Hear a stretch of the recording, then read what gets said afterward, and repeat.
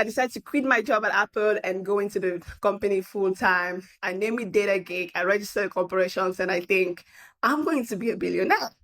Uh, Unfortunately, the reality of starting a company is never what we imagine. I eventually just ended up struggling a lot. From like building the product, finding co-founders, hiring my employees, closing a couple of customers. I was struggling so much that I ended up becoming homeless. I got kicked out of my apartment complex. I was sleeping in my car and for about a month. And then after that, my car got repossessed. So there was just like so many crazy things that kept happening along the way. And I was just like, whoa, like nobody told me this is what entrepreneurship was going to look like. Today's guest speaking to the African continent is none other than Eunice Ajim, Cameroonian-American tech entrepreneur and investor who is changing the game. With her fund, Ajim Capital, she seeks to invest in Africa's best startups at the pre-seed and seed level, leveraging her experience as a former repeat founder herself, including leading a 10 million plus tech startup. But what many may not know is her story of becoming homeless while building what she calls the African dream. Eunice's story is not just a quick cheat sheet into investing in Africa, which by the way has had 51 private equity exits in the last 10 years with 478 deals worth $8.6 billion. But real talk on how hard it is, you don't want to miss this.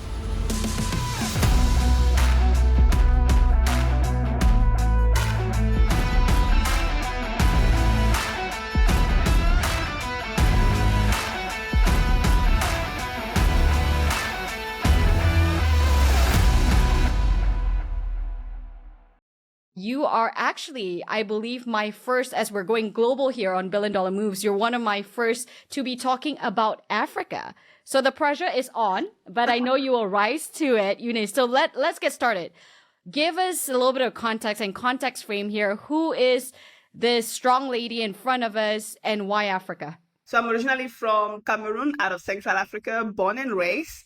And I moved to the United States about 11 and a half years ago as an international student. I like to say that I'm always one who had big goals and big dreams of what I like to call my own version of the American dream. But, you know, when you're just like a young kid coming out of a completely different continent into a new country, you're like, okay, like what should we do? And I went to school, graduated from college, and as an international student, you have to get a regular job. So I moved to Austin, got my first job at Apple. At the beginning, it was really fun. I'm like, man, I'm working for one of the biggest corporations in the US. But very early on, I just realized that the 9 to 5 was not for me. I was just like, there's no way I'm going to become a billionaire. Having a 9 to 5 job, I have to be a little bit more innovative. And I've always had small businesses, nothing technology, always like brick and mortar or like buying and selling. Not like I'm going to be innovative and I'm going to build a product. So in 2017, when AI was booming, right? The AI that nobody really knew about it. People were talking about it, but they didn't really understand what it meant. And there was this thing about hiring data science professionals or data engineers. And I was doing data analytics at Apple. What if I'm like the Ubers and the Airbnbs and I build a marketplace that makes it easier to connect data science professionals with SMEs at a time, since the big guys are the ones that, you know, have access to these data engineers. I decided to quit my job at Apple and go into the company full time. I named it Data Gig. I registered corporations, and I think I'm going to be a billionaire. Unfortunately, the reality of starting a company is never what we imagine. I eventually just ended up struggling a lot. From like building the product, finding co-founders, hiring my employees, closing a couple of customers. I was struggling so much that I ended up becoming homeless. I got kicked out of my apartment complex. I was sleeping in my car and for about a month. And then after that, my car got repossessed. So like nobody told me this is what entrepreneurship was going to look like. But then I remember, like, no matter what, I still had my $10 Planet Fitness membership. I will still show up, right? Go to the gym in the morning, go and take a good shower, put my makeup on, wear my suits, and then I'll just show up to meetings. One of those meetings eventually became just an investor that was just really excited about what we were doing. He was big in the data science and AI space, but he thought that I was maybe a little bit too early for the market, and he was right. And he said, how about we build this other company, very similar concept, but for open source software. And I said, great. I mean, I'm struggling. So anything will be better right now. So I closed the first company. I joined him and we launched the second one. And within 6 months, we raised a 650,000 pre-seed. The next year, we grew the company to 8 figures, raised another 8-figure, seed round, and things just started getting better. And then 2020 happened. In 2020, we just had, when everybody was just quitting their jobs and nobody really wanted to go back to work, we were a growing startup. So we were trying to hire as many engineers as possible. And we just had a hard time finding good qualified engineers in the US. And I said, why don't we hire in Africa? And like anybody else, my co-founder were just like, are there any software engineers in Africa? Like, is that a thing? And I said, yes, like give me an opportunity and then we'll figure it out. I ended up bringing on a team of 8 in 3 African markets. They were doing so good, but we also had other challenges. Finding them was a challenge. I had to tap into my network to find them. And the second one was payroll. Each country has their own jurisdictions. There was no, compliant or payroll company that I could easily just go and set the contracts for all of them. Even payments at the end of the month, paying my employees was hard. I had to drive to the bank, wire the money, and it would take 5 to 10 business days for them to get their money at the end of the month. Not a good experience for the employee and not a good experience for the employer. And then I just started thinking man, I love my continent. I've always tried to figure out a way to bring Africa in what I do, but it looks bad when, I'm pushing it and things are not working. So I started looking for solutions to fix those problems. And that was really my introduction to the African tech startup ecosystem. I realized that every company that I was finding were usually early stage startups. And that involved, I started just getting excited, mentoring some of them. I joined a couple of syndicate groups. I started angel investing a lot of my own personal money. And by the end of 2021, my husband was like, Eunice, I'm sorry, but we don't make that much money. You can't keep investing in all these companies. And I was just like, wait a minute, my co-founders and I just raised a lot of money from VCs. How are these VCs raising money to invest in companies like myself? And I think my curiosity led to, this is how this happened. What if? And at the time I looked around and I couldn't really find, there were not that many early stage VC investing in African tech businesses, despite the fact that the African continent has a huge market, huge population, just connectivity and internet and building technology is advancing so fast, but the number of VCs was still very low. So I said, you know what? I think I have a bigger calling. God has always shown me 100 ideas, and this is the answer. It was never intended for me to build all of these companies. I think he wanted me to be the source and the resources to be able to multiply the impact across all these different entrepreneurs. So I remember so many people telling me that Eunice, there's no way you'll be able to raise a VC fund. You don't have the right connections or the network. You're a woman, you're young, you're African, you have a strong accent. Who is going to give you money? And I said, if there's one thing that, I've always done is that when I put my trust in God and when God puts something in my mind, I will always figure out a way. Even when challenges come, I know he put me through those challenges for a reason. So in 2022, January, we made our public launch of Ajim Capital. Being honest, being transparent, and say, hey, my name is Eunice Ajim, this is my story, and here's why I'm launching a fund to invest in African tech companies. And I think the internet resonated with my story, and we got as many investors to reach out to us and say, hey, we're interested in investing, and that got us enough money to do a first close as June. Something magical happens when the third quarter ends and the fourth quarter begins. The energy changes. The fourth quarter is where games are won, where champions are made, and in business, it's where sales teams become legends. That's why HubSpot built Sales Hub to give sales reps the deal-making tools they need to win in Q4 and close the year strong. Sales Hub's prospecting workspace organizes your schedule, goals, and to-do list in one place to save your team precious fourth quarter time. Smart sequences help sales rep close deals faster than ever, and with an easy-to-use deal management tool, reps can find, track, and close deals all in one place. Plus, AI forecasting helps you accurately predict future success, which means less hoping for deal and more crushing targets. Put your sales team on the fast track to winning Q4 with Sales Hub. Learn more at hubspot.com/sales.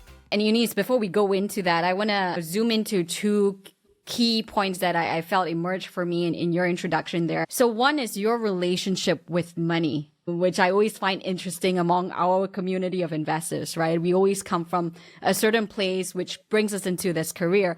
And I'm curious to know, how was your upbringing in Cameroon that made you desire to be this billionaire? What was your relationship with money, and has that evolved? Yeah, that's a good question. I think in Cameroon, I don't think I grew up like poor. My dad was a hardworking entrepreneur as well. The business mindset definitely comes from him. My dad has always had this phrase when he was still working for somebody, he was just working to build capital enough to go start his own company. So I think I've always resonated that with him. And even us growing up, like he always takes us to all his businesses, show us negotiations, show us like how to buy merchandises and be able to sell them at a higher price. Growing up, seeing my dad, seeing just how hardworking, my dad came from like super poverty, a small village in Cameroon, and then he grew, a lot of his businesses to like something meaningful today. And I've always said, you know what, like I want to grow up and be just like my dad, if not better, just given the opportunities that I have been able to get that he might have not had growing up. So I think that's the idea. And I'm just somebody who has big ambitions.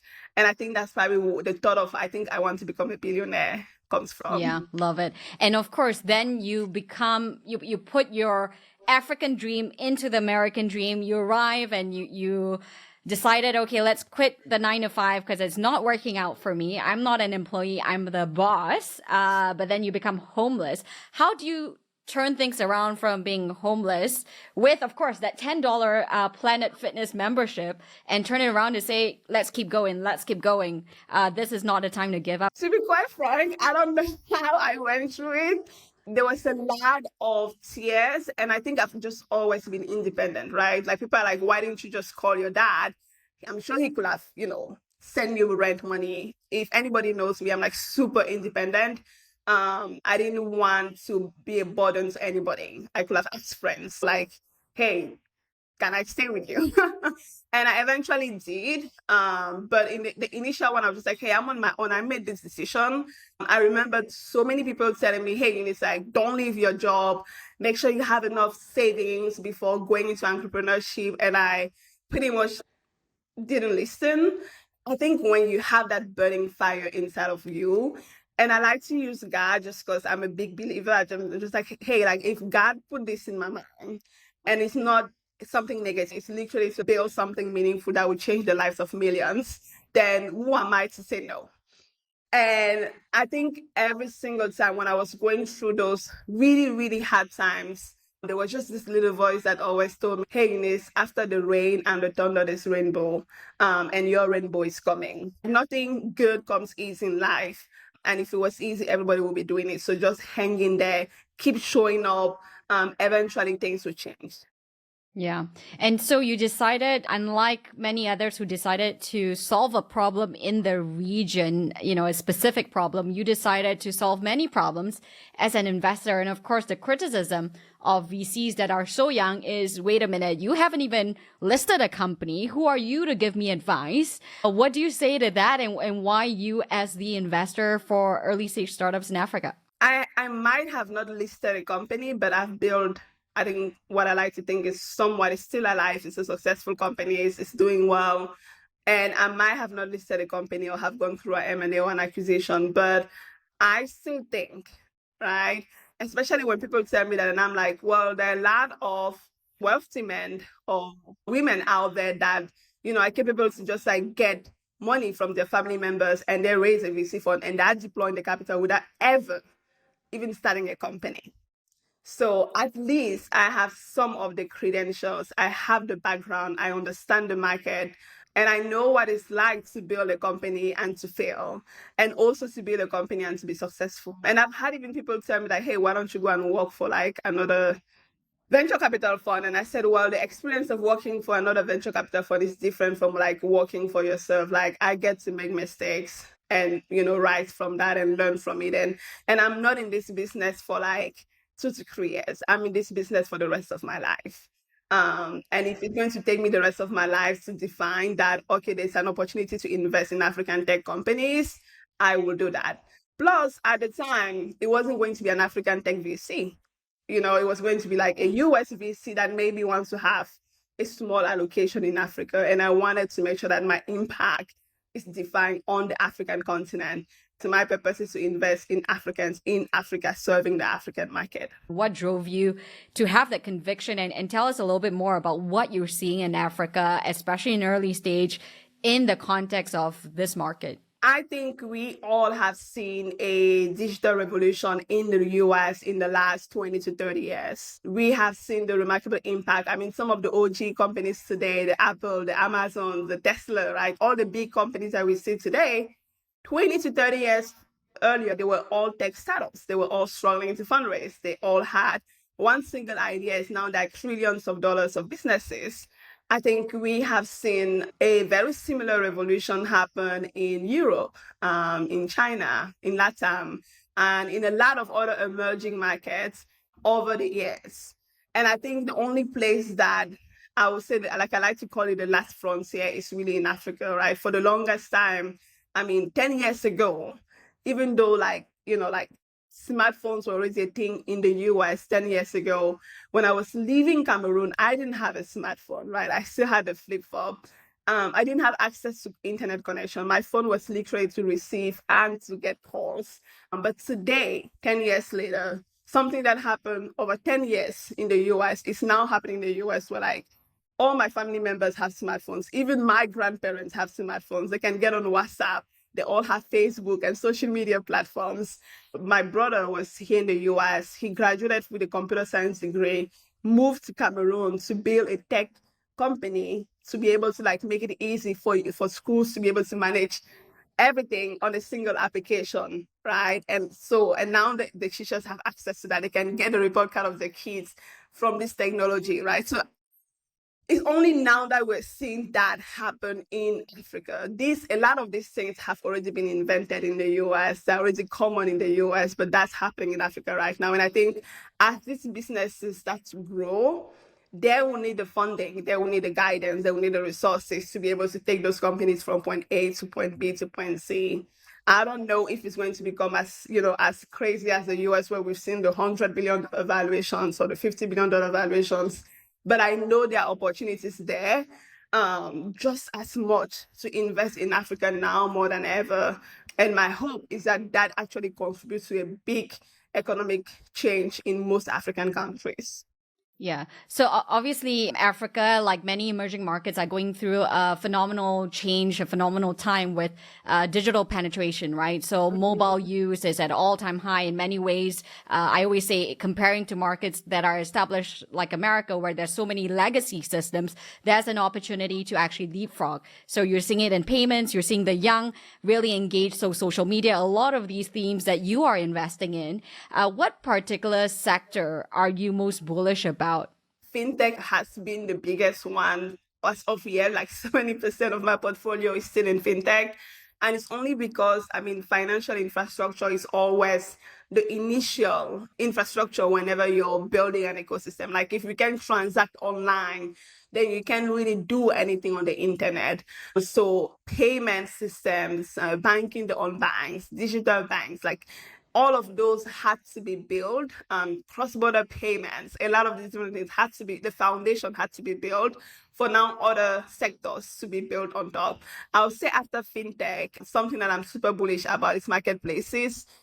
Both of my companies were marketplaces. So figuring out ways to like bridge the gap between a buyer and a supplier, or a problem and a solution, and then being the platform to make that easy, is something that I'm seeing a lot happen in a lot of African continents. Are you pretty much taking a generalist approach and opportunistic based on the stage? Are you thinking about geography. Of course, we talk about Africa as though it's a monolith, which we know it's not. Let's talk a little bit about that and how are you thinking about your portfolio allocation, your thesis for the fund to be able to make that, great return for your LPs.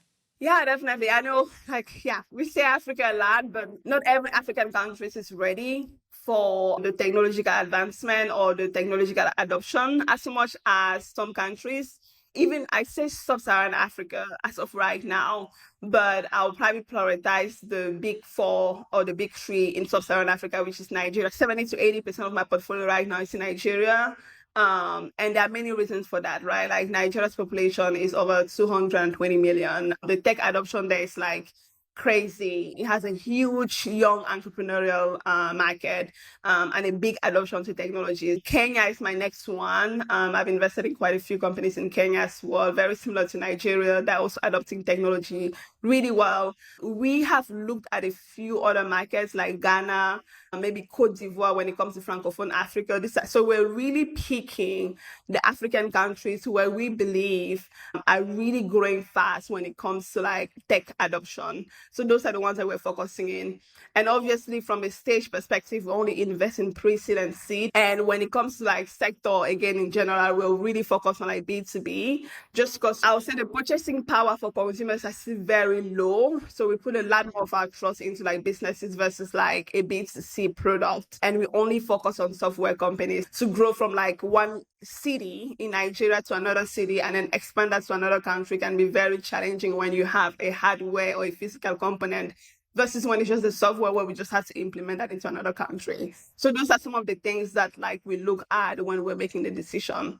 Another thing at the baseline of our thesis is my team and I has built I'll say a report and our analysis of a little bit over 300 business models that we have seen being successful in the US, in Europe, in China, in India, in LATAM, specifically those places. And we just think that if those exact business models have been able to be successful in all these different markets, it's only a matter of time before they arrive in the African continent. So we're always on the lookout for those specific business models. Oh, I love it. So pretty much, in terms of deal sourcing, you've got a template of the 300 business models that you're looking for and identifying through your networks and things like that. Tell me a little bit about your deal sourcing mechanism. I understand you've got a team in Africa, but of course you're based here in the US. You travel quite a fair bit. How does that work? How are you thinking about making sure that you get the best of the best in the region? We have two strategies when it comes to deal flow, our inbound strategy and our outbound strategy. I would say we get a lot of our deal flow from our inbound strategy and we still invest.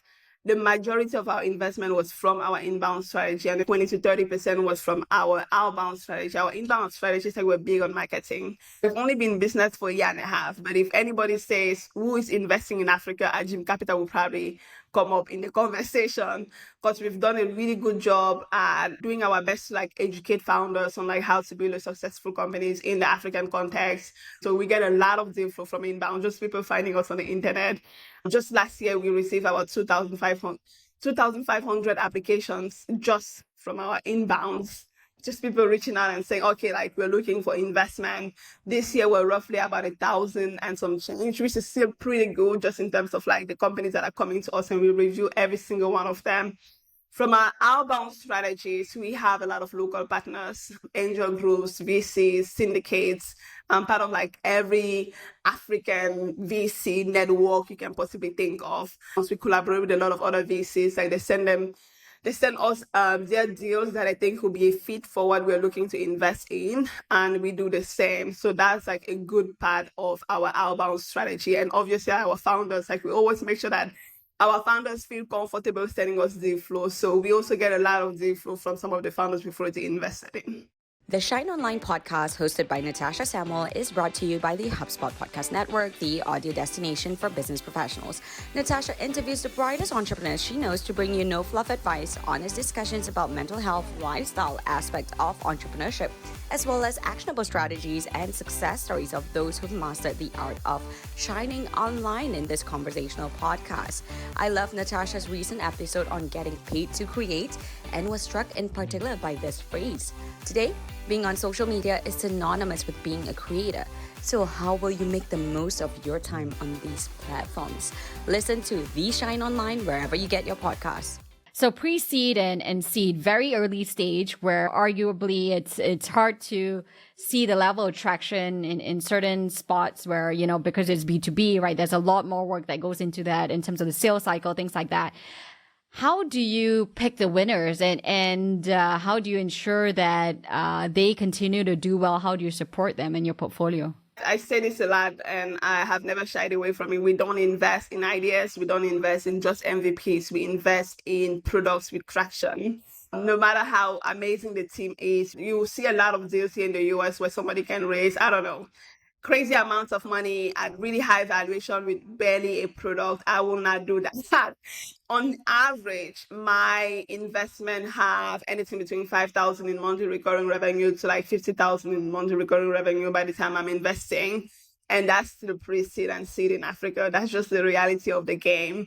And then when it comes to like value add at this early stage, I tell people that I don't take board seed. I plan on investing in a lot more companies. I'm going more for a larger portfolio construction than a concentrated portfolio construction. I'll probably invest in 60 to 80 companies by the end of the fund. So there's no way I'm going to be heavily invested with all my portfolio companies. But some of the things that we do with them is we have a podcast called Live the African Dream. So every single time we invest in one of our portfolio companies, we bring them on the show. We make sure they share their stories. And then we spread that around to like our network of investors. We spread it on all of our social media platforms. We've had a lot of our portfolio companies tell us that they've received either customers, investors, or just like partners or employees from those podcasts. But we also do a lot of work at and I have a list of 2,500 venture capitalists in the US with exactly the kind of companies that they invest in, like what sectors. I've spoken to a good amount, obviously not all the 2,000, but whenever like my portfolio companies are raising, when I deploy capital into their company, I make sure that I bring them at least one or two other VCs to come on the deal. And I think that's like one of the most important value add in my perspective. What sort of valuations are we seeing these days in African companies at the seed and pre-seed stage? Yeah, at a pre-seed stage, I would say on average, my post-money valuation is 3 million. At a seed stage, my post-money valuation is anything between 8 to 10 million. And how are you seeing market conditions now? I mean, both from I guess deal flow is one, but also fundraising, because obviously you're doing this publicly. You've got a 506c structure, so you can speak about it publicly. How is the current market dynamic affecting both deal flow and fundraising for you as a fund? This is the hardest part. I think so. Last year was actually really good. Probably the first two quarters of like 2022 were really good. That's probably where we raised the majority of our fund. And that was with our announcement, doing a first close and all of that. I will say the last 12 months have been very challenging. The amount of money that we've been able to bring in is not as much as I would have loved to have had by now. But I also understand that the current market condition is not helping. And remember that I'm an entrepreneur and I'm patient and I know that, right? But I think like I always try to figure out different ways to be able to feel like still deploy a little bit of capital, maybe not as fast and as much as I would have loved to. So we're still investing, but we're probably investing way less than we would have loved to invest. On average, last year, we were doing about 3 to 4 deals per quarter. This year, we're doing more like 1 to 2 deals per quarter. Still fundraising, putting the word out there, and I think we're in this for the long-term game. We've spoken to a lot of our LPs about that, like, okay, like, what if things happen and we can raise all the money? Like, we're very comfortable, like reducing a little bit the limit of the fund. But again, I'm a big believer in God, and I think like things can change in one day. And I'm very confident that, we'll still be able to like get to that finish line. And just being frank and being transparent, VCs don't make that much money, especially emerging VCs. Absolutely. And we've talked about this on the show, right? It's a 220 model. If you're raising a 10 million fund, 2% of that's not much to go by. And considering the costs and everything, so you really need to be in this business for the right reasons. Yeah. Exactly. So, and I've done the same thing, like figure out like different strategies to still be able to like get some income coming in. Like, for example, like we've had partnership with some corporate partners to put events together. We've had different ways to be able to like still survive and keep the community going without necessarily like worrying too much about the deployment or like the fundraising part of things. So, of course, we're seeing this in the US as well. And it's often been said one of the main reasons actually that startups fail is they don't raise enough money or they don't get to where they need to get to with revenues and all that. Are you seeing a wipeout in African startups? Those that you were monitoring have decided, okay, I can't do it anymore. What is happening that we need to know about Africa and maybe being specific to the different countries as well? To be quite frank, I'm actually surprised, right? I was expecting to see a lot more companies shut down. I have definitely seen a few, none that I had my eyes on. No company that I'm like, I wanted to invest, now they shut down. Like, I haven't had that experience personally, but I have seen a couple of announcements either from like my co-VCs or just from founders posting on Twitter that unfortunately they have closed because they either couldn't raise more money or one or the other. A lot of my portfolio companies, thank God, have a little bit of like runway. The lowest that I've seen as of today is about 6 months. For those when I'm just like really focused on like doubling down like your customers, maybe like let go of some employees right now that you don't think might be necessary to like keep on payroll. And we've also tried to like figure out like other ways out of the box, like for example, like grants, accelerator programs. And in terms of country to country specificity, is there anything in terms of what's changed that will affect the startups? I think a lot has changed in Nigeria recently with the new government. For example, like the inflation is at the all-time high. The exchange rate, they used to call what is like the black market and the bank rate. And now the government has to remove the black market and the regular rate. And we've had a lot of like portfolio companies say that it will affect the way they report their revenue.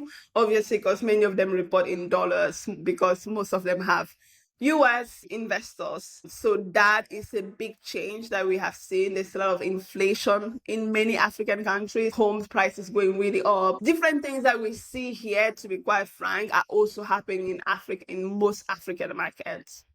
Yeah. And which is where I guess the risk element and the perception of risk is high on the radars of LPs that are looking into Africa that just don't understand it and are even now pulling back, right? Because it's becoming even more challenging for them. So how are you educating your investors at this time? What are you saying in terms of risk mitigation when the risk is truly high?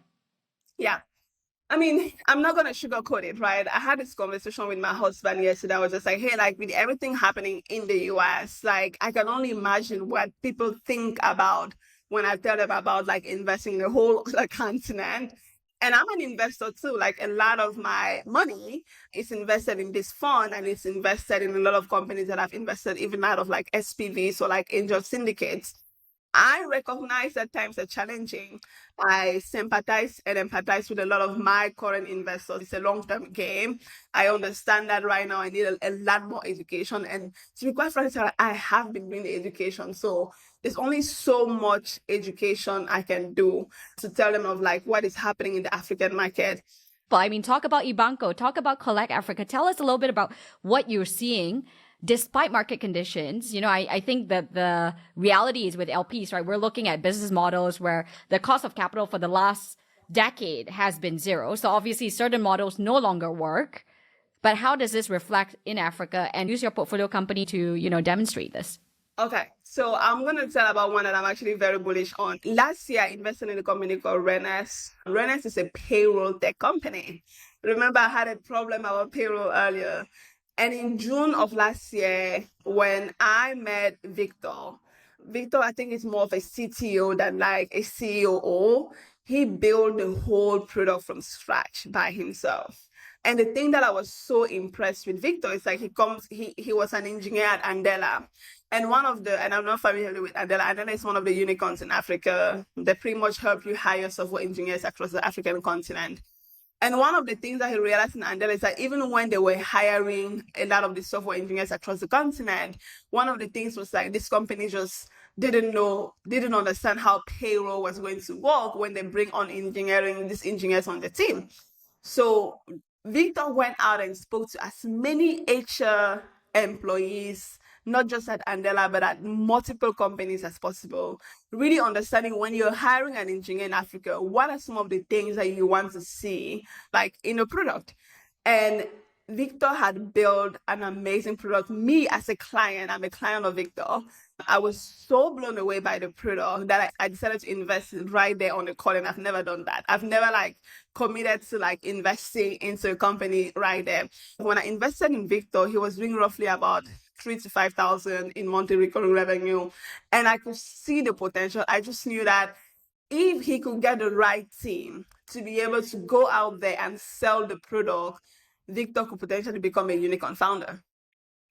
And I was not wrong. I still think there's a big opportunity there. Within 6 months, I helped them get into Texas. We really worked on, just like refining the product. And I gave him a lot of feedback as a client. He went from roughly a few $1,000s in monthly recurring revenue to 116,000 in 6 months in monthly recurring revenue. And as of today, 1 year later, he's doing roughly about 263,000 in monthly recurring revenue, and they're growing. Like they're still scaling and growing, and businesses are still like finding out about him.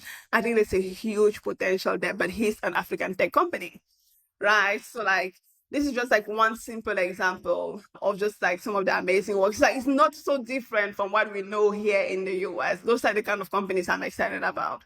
Yeah, and Eunice, I'm curious about this point, right? You talk about sort of the copy cut paste model, but of course we know coming from these different regions that we can't do that all the time, and there's an intricacy which only local founders know. Is there a nuance, for example, using this example? So it sounds like Gusto, right? How does this compare to what Gusto could do, right? Or any other competitor from the US could bring, just the way that Uber did it in other markets? What people tend to forget is that Africa has 54 countries, right? It's not a monolith. Each country, like even with Rennes, right? Like it took time for him. Like, and I had employees in like 3 African markets plus the UK.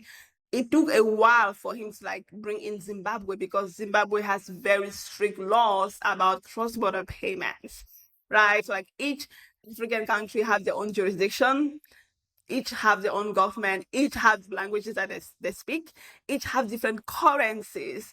And for you to be able to understand like the nuances of the exchange rate for each country, the regulation in each of those countries, like it's not as easy as like, oh, I'll just go and like get a white label in India and then like build it. And I've realized that like founders that try to do the copycat model always end up failing because they see something working in the US and then they try to just bring exactly. One of the concerns for many emerging markets is where the exit is going to come from, right? Yeah. And what do you see for? I mean, of course, you're at the pre-seed seat, so it'll be a while. But of course, you're hoping that another VC picks up the deal, so on and so forth. How is the exit landscape for African founders? So today there are about 8, I would say 7 unicorns in the African market. So like companies that have reached the $1 billion valuation, but we have a lot more when it comes to M&A. In fact, between 2021 and 2022, there were over 77.2 billion in M&A acquisition in Africa that nobody's speaking about. And a lot of this acquisition actually happened intra-African acquisition. So it was never like a big European company or a big US company coming and acquiring the African company. It was like a Nigerian company trying to expand to Kenya and they're acquiring their counterpart in that market, or a private equity, which is actually the more popular private investment asset class in Africa, wanting like just going and acquiring a certain business and then just like expanding that business as a private equity model. One of my portfolio companies from my angel investment is actually going through an acquisition right now, but it is from a larger startup company that is trying to acquire this other smaller company that, well, I think it's something like 50 million. So it's not a lot of money, but it's still like a big X for a 2021 investment. And I think the one that I'll actually see a lot more as we grow is secondaries. So as a pre-seed and seed investor, when we actually get larger VCs interest into the African market, I think I will do a lot of like my sales to like bigger investors when my companies reach either Series B, C, or D rounds. Yeah. Love it. So, well, we're ending on an optimistic note that there is a lot more to be explored in Africa, the region, the startup ecosystem. Let's now go to the rapid fire round. $1 billion question. What's a book, podcast, or a piece of advice that has had a significant impact on your career, Eunice? Ooh, How to Influence People is one of my favorite books and will forever change my life. Like, it just teaches you how to, especially in the business that we're at today, building relationship with everybody, whether it's investors or founders. Like, that has had a big difference in the way I do business and the way I approach relationships. Yeah, give us a nugget there. I mean, it's one of my favorites as well, but I love to see what you pick out. You know, different people, different things resonate with different people. Oh man, I think for me, like, I always try to find maybe like a point, a common ground that like we're both interested in, and just like really dig into that. Another one is just being intentional about sharing my story, right? It's easier for you to be able to relate to me versus if I just came and I gave you straight facts, because now you remember things that I have told you based off of the stories versus just like the facts. And I think Yeah. like that's one thing that I actually use on a daily basis. Yeah. Can you share a memorable aha moment from your career, in whether that's in VC or as a founder? I think like my launch for Ajim Capital was just like way more than I expected. I think to be quite frank, I did not know what to expect.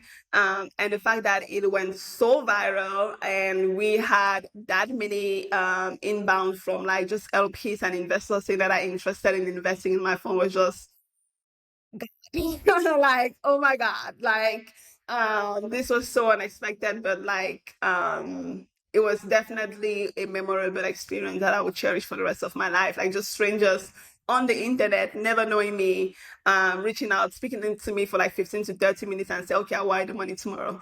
I love that aha moment. I love that aha moment. And the last one, when you look back upon your life and at the stairway of hopefully in heaven, I think you'll go to heaven for sure. What would be the legacy of Eunice Ajim? That I made an impact in the life of millions and millions of Africans. And it will not be the kind of impact that, people usually think about, but like build as many entrepreneurs as possible, offer as many jobs to the average African as possible. I think me going to bed knowing that has happened would just make me at peace, because I think that's the purpose that God has put in my mind.